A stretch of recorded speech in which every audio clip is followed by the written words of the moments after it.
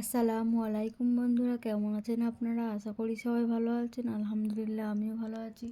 আবারও একটি নতুন ভিডিও নিয়ে আপনাদের সঙ্গে চলে এসেছি। মিজানুর রহমান আজারি ওয়াজ। আপনারা যারা যারা মিজানুর রহমান আজারি ওয়াজ শুনতে ভালোবাসেন তারা পুরো ভিডিওটা দেখে থাকবেন। আশা করি ভালো লাগবে। ভিডিওটি যদি ভালো লাগে একটি লাইক, কমেন্ট ও শেয়ার করবেন বন্ধুরা। চ্যানেলটি সাবস্ক্রাইব করে পাশে থাকবেন বন্ধুরা। ভালো থাকবেন। 24-এর ছাত্র নাগরিক অভ্যুত্থানের পরেও যদি সেই বিরোধ আমাদেরকে খায়, তাহলে এতগুলো তাজা জেনজির রক্ত বৃথা যাবে। চিল্লায় বলো ঠিক কিনা? মাইক্রোসফটের একটা জরিপ শোনায় আপনাদেরকে। তারা সারা পৃথিবীতে গুজব, ভুয়া আর মিথ্যা নিউজ ছড়ানোতে কোন দেশ সেরা একটা রিপোর্ট করেছে। এর মধ্যে 1 নম্বরে এসেছে ভারতের নাম। আধিপত্যবাদকে রুখে দিতে হলে, বাংলাদেশের বিরুদ্ধে যে কোনো ধরনের ষড়যন্ত্রকে রুখে দিতে হলে জাতীয় ঐক্যের কোনো বিকল্প নাই। চিল্লায় বলো ঠিক কিনা? বিশ্ব যখন এগিয়ে চলেছে, আমরা তখন বসে বিবি তালাকের ফতুয়া খুঁজেছি কোরআন হাদিস চষে। প্রতিবেশী যদি বন্ধু না হয়ে প্রভু হতে চায়, এরকম দানব প্রতিবেশী কেউ চায় না। আমরা 52-র ভাষা আন্দোলনে ঐক্যবদ্ধ হয়েছিলাম, 71-এর স্বাধীনতা সংগ্রামে ঐক্যবদ্ধ হয়েছি, 24-এর ছাত্র নাগরিক অভ্যুত্থানে ঐক্যবদ্ধ হয়েছি। জাতীয় ঐক্যের এই 3 শক্তিশালী উদাহরণ আমাদের সামনে আছে। আমরা আগামীর বাংলাদেশ বিনির্মাণেও এভাবে জাতীয় ঐক্য গড়তে চাই। চিল্লায় বলেন ঠিক কিনা? ভারত যদি গৌর গোবিন্দের ভূমিকায় নামতে চায়, দেশের 18 কোটি মুসলমান শাহজালালের ভূমিকায় নামবে। ভালোবাসা কোনো আইন কানুন দিয়ে মাপা যায় না, এটা আমি জানি। আসসালামু আলাইকুম ওয়া রাহমাতুল্লাহি ওয়া বারাকাতুহু। অন্যরা কেনাসন বেগুন গমাসন নে হর্ষবাজারের বেগুন চলি আসছেন ফাল্লার। আল্লাহু আকবার, আল্লাহু আকবার, আল্লাহু আকবার কাবীরা, আল্লাহু আকবার। আল্লাহ আমার ভাইদেরকে কবুল করুক। তার মানে বুঝা গেল মন্তব্য করে গন্তব্য ঠেকানো যায় নাই। সব আল্লাহ তাআলার মেহেরবানি। আলহামদুলিল্লাহ পড়ি সবাই। এই যে আমি আসার সময় র্যাবের একটা ব্যাটালিয়ন আমাকে প্রোটোকল দিয়ে নিয়ে আসছে। কত লক্ষ মানুষকে ঠেলে লাঠি চার্জ করে রক্তাক্ত করে যে আমাকে আনা লাগছে, এটা বোঝানোর মতো না যদি আপনারা না দেখতে পেতেন। যারা আহত হয়েছে আল্লাহ তাআলা ভাইদেরকে সুস্থ করে দেখ। আল্লাহ তাআলা আপনাদের এই প্রচেষ্টাকে কবুল করুক। পেকুয়ার ভাইরা, তোমরা আজকে ইতিহাস গড়েছ। আমি অনুরোধ করব, অল্প কয়েকটা মিনিট একটু নীরবতা বজায় রাখতে হবে। আমি কয়েকটা বার্তা তোমাদের সাথে শেয়ার করে আজকে আমরা বিদায় নেব ইনশাআল্লাহ। সকাল 10টা থেকে অনেক আলোচনা হয়েছে, অনেক। এত আলোচনার দরকার হয় না। গুরুত্বপূর্ণ 2-একটা কথা, কোরআনের কয়েকটা বার্তা শেয়ার করতে পারলেই যথেষ্ট। আমরা যা সকাল থেকে শুনেছি এতটুকু আমল করতে পারলে এনাফ, গুড ইনাফ। কিন্তু একটু নীরব হইতে হবে আল্লাহর ওয়াস্তে। আরব বিশ্বে একটা ট্র্যাডিশন আছে, আল্লাহর ওয়াস্তে বললে এখানে এর উপরে আর কথা থাকে না। এটা হচ্ছে লাস্ট কথা, আল্লাহর ওয়াস্তে। আমি আবারও বলছি, আই রিপিট। এই যে তোমরা সবাই young, the Gen Z of Pekua, তোমরা বাংলাদেশের চিত্র পাল্টে দিয়েছো। এই যে প্যান্ডেলের পিছনে এখানকার 3 গুণ মানুষ, ওখানে এলইডি আছে, ওখানে বসে দেখো। কেউ কাউকে ধাক্কা দিবে না, আল্লাহর ওয়াস্তে। শেষ। আর বলবো না। যদি দেখি চুপ করেছো, কথা বলবো, নাহলে চলে যাবো। শেষ, এখানেই শেষ, বিদায়। আমি অন্তরের অন্তঃস্থল থেকে শুভেচ্ছা জানাতে চাই আমার প্রিয় সাংবাদিক বন্ধুদের, electronics media, printing media, YouTuber ভাইদের।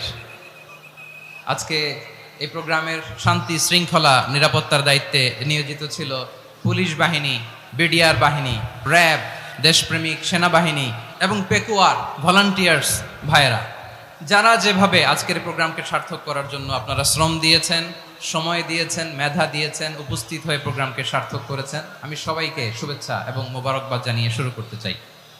সম্মানিত ভাইয়েরা, আমাদের সময় হাতে খুব কম। বড় তাফসিল প্রোগ্রামগুলোর সবচেয়ে বড় ক্রাইসিস বা প্রবলেম হচ্ছে এখানে শোডাউন থাকে বেশি, ইউটিউবার থাকে বেশি, নিউজ কাভারেজ বেশি, কিন্তু মন খুলে, প্রাণ খুলে, নিঝুম নিস্তব্ধ একটা পরিবেশে কথা বলার যে সুযোগ, সেটা হয়ে ওঠে না। র্যাবের ভাইয়েরা কি পরিমাণে কষ্ট স্বীকার করেছে আমাকে এখানে উঠাতে, যে এটা বলে বোঝানোর মতো না। তো আমাদের দেশের ভাইয়েরা ইমোশনাল, আবেগী অনেক। আবেগ দিয়ে অনেক কিছু আমরা হারাই, ভুল করি, আমরা বুঝি না, লং রানে আমরা চিন্তা করতে পারি না। একটা নিঝুম নিস্তব্ধ পরিবেশ যদি দেয়া যেত, কথা বলতে পারতাম, লক্ষ লক্ষ কোটি কোটি মানুষ, সারা পৃথিবীর মানুষ এটা শুনতো, মানুষের মন মস্তিষ্ক চিন্তা মননে পরিবর্তন আসতো। কিন্তু ধাক্কাধাক্কি করে আসতে আসতে আমাদের মাইন্ড ডিস্টার্ব হয়ে যায়। কিছু বুলেট পয়েন্ট সাজিয়ে নিয়ে আসছি যেটা বলবো, এটা ব্রেন থেকে হারিয়ে যায়, আর মনে রাখতে পারি না। জান নিয়েই তো টানাটানি, আমি মনে রাখবো কি? জান নিয়ে টানাটানি। তো যদি আমরা প্রতিটা বড় বড় পাবলিক ইভেন্টে যদি এরকম করি, আমাদের পক্ষে কি আর ময়দানে কথা বলা সম্ভব হবে?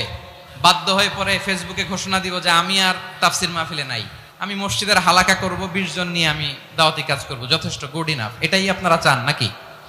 এটাই চান? আজকে যে টপিকটা নিয়ে আমি আপনাদের সামনে কথা বলবো সেটা হচ্ছে আমাদের ধর্মীয় জীবনে, সামাজিক জীবনে, রাষ্ট্রীয় জীবনে ঐক্যবদ্ধ থাকার গুরুত্ব।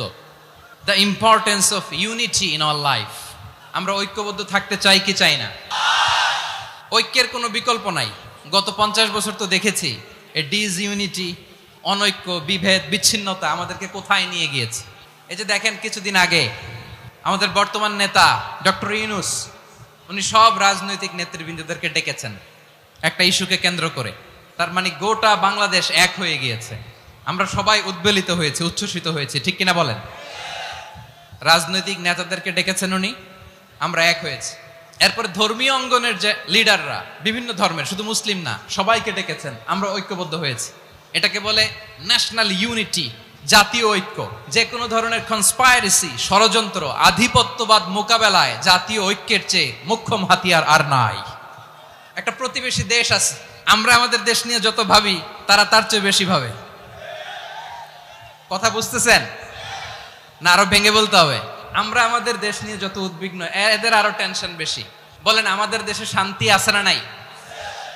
আমরা হিন্দু মুসলিমে কখনো দাঙ্গা লাগে? আসতে বলেন কেন লাগে? ওদের পূজা পর্বণে আমাদের মাদ্রাসার ছেলেরা যে পাহারা দেয়, চিল্লায় বলেন ঠিক কিনা? আমাদের তাফসির মাহফিলের সময় ওরা ডিস্টার্ব করেন, ঢোল বাজায় না। ওদের পূজা পর্বণের সময় আমাদের তাফসির মাহফিলের ডেট হলে আমরা চেঞ্জ করে দেই। সুবহানাল্লাহ! কি সাম্প্রদায়িক সম্প্রীতির রোল মডেল। আর ওই বাংলাদেশের ব্যাপারে তারা অনেক ডিসইনফরমেশন ছড়াচ্ছিল। ভারতের অনেকগুলো গণমাধ্যম, আমি জেনারেলাইজ করব না, আমাদের প্রতিবেশী দেশের সব গণমাধ্যমকে আমি দোষ দিতে চাই না, অনেকগুলো গণমাধ্যম তারা ডিসইনফরমেশন শেয়ার করেছে। ডিসইনফরমেশন আর মিস ইনফরমেশনের পার্থক্য আছে। মিস ইনফরমেশন না জেনে ভুল বুঝে একটা মিথ্যা বা ভুল তথ্য ছড়িয়ে দেয়া, এটার ক্ষমা আছে। আর ডিসইনফরমেশন মানে ইচ্ছা করে, প্ল্যান করে, ম্যাপ করে, ছক এঁকে মিথ্যা, গুজব, রটনা সোশ্যাল মিডিয়ায় ছড়ানো, এটার ক্ষমা আছে? আওয়াজ করে বলেন ক্ষমা আছে? ভারতের কিছু গণমাধ্যম তাই করেছে। আমরা ব্যথিত হয়েছি, আমাদের হৃদয়ে রক্তক্ষরণ হয়েছে। আমাদের প্রতিবেশী দেশকে বলতে চাই, আমাদের দেশ নিয়ে আপনাদের ভাবার দরকার নাই।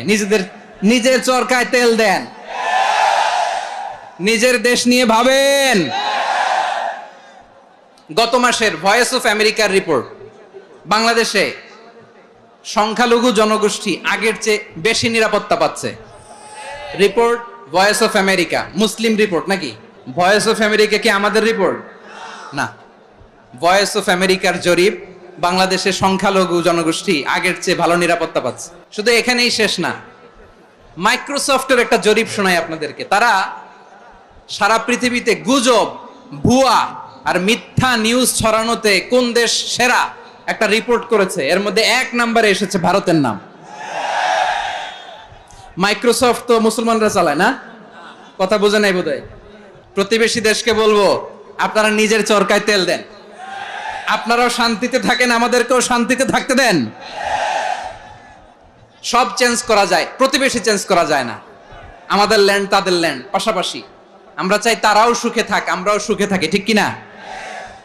কিন্তু প্রতিবেশী হলে বন্ধুত্বপূর্ণ আচরণ করতে হয়। প্রতিবেশী যদি বন্ধু না হয়ে প্রভু হতে চায়, এরকম দানব প্রতিবেশী কেউ চায় না। ভারত যদি বন্ধুত্ব উপহার দেয়, আমরাও বন্ধুত্ব দিব, কি বলেন? তারা যদি বন্ধু সুলভ আচরণ করে, আমরাও বন্ধুত্ব উপহার দেব। কারণ আমাদের পররাষ্ট্র নীতি হচ্ছে সবার সাথে বন্ধুত্ব, কারোর সাথে বৈরিতা নয়। আলহামদুলিল্লাহ বলেন, কত চমৎকার পলিসি আমাদের। আমরা নির্বিবাদী, আমরা বাংলাদেশিরা শান্তিকামী। We are proud of that. এজন্য আমরা গর্ববোধ করি। আমাদের পররাষ্ট্র নীতি সবার সাথে বন্ধুত্ব, কারোর সাথে শত্রুতা নয়। তাই প্রতিবেশী দেশকে বলবো, আমার ভাইয়েরা, আপনারাও আমাদের ভাই, বন্ধুত্ব দিলে বন্ধুত্ব পাবেন। বন্ধুত্ব ইজ ওয়েলকাম, দাদাগিরি নয়।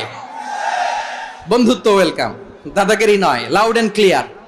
ভারত যদি বন্ধুত্ব দেখায় বন্ধুত্ব পাবে, কিন্তু ভারত যদি বাংলাদেশে আধিপত্যবাদ বিস্তার করতে চায়, বাংলাদেশের 18 কোটি জনগণ সেটা রুখে দেবে।